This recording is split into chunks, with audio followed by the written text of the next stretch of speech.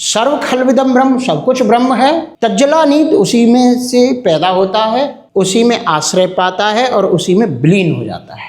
इसको ऐसे उदाहरण से समझो, जैसे समुद्र है।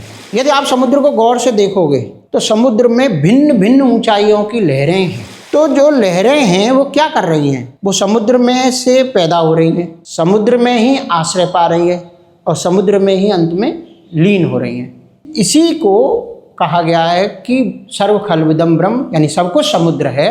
तो लहरें क्या हैं कि समुद्र में ही पैदा होती हैं, समुद्र में ही विलीन हो जाती हैं। यानी कि जो कुछ तुम्हें दिखाई दे रहा है वो सब ब्रह्म में ही पैदा होता है, ब्रह्म से ही आश्रय पाता है, ब्रह्म में ही लीन हो जाता है। तो इस ऋचा के हिस्से से ऋग्वेद से क्या क्या बात सिद्ध हुई? दो बातें सिद्ध हुई कि ब्रह्म सब कुछ है, और दूसरा सिद्ध हुआ कि ब्रह्म कारण है।